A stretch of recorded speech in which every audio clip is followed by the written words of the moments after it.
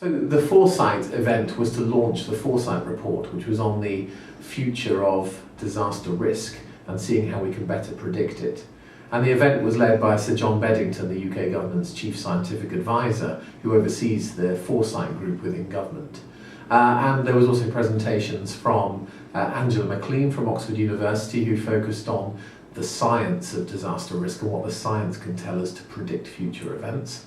And from Brendan Gormley, who's the outgoing director of the Disasters Emergencies Committee, saying really what we can do about disaster risk and really try and prepare for the future that the science is telling us.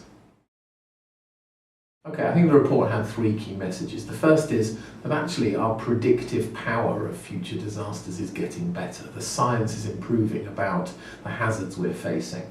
The problem is, of course, that disasters aren't just caused by the hazard themselves, they're also caused by people's vulnerability, they're caused by people and infrastructure in exposed areas. And we need to fully understand how all those things are changing to really understand what the future is of disaster risk. So that was one message. A second message was we actually don't know very well what works in managing disasters, what really does help to reduce the risk. And at the moment there's not a good body of evaluations and evidence, and we need to really improve on that.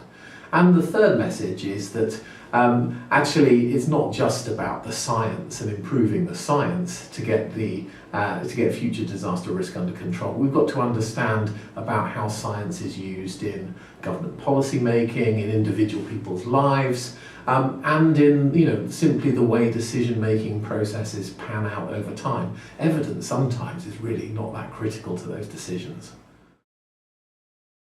Well, look, the public should be concerned.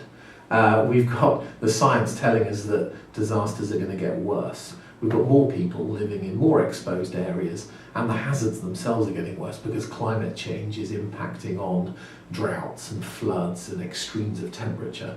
So I think people are already seeing it in their day-to-day lives. There are greater periods of drought. We see that in the UK. There are greater periods of heavy rainfall and flooding. And people have got to be prepared for that kind of fluctuation in the future. I think the other dimension to it is that we're already seeing it hitting us in our pockets.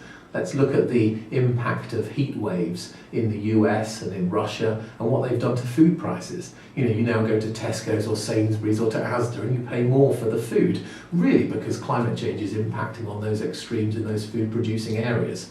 So we've really got to get on top of this now, unless our future is much more unstable in a situation where there are increasing disasters.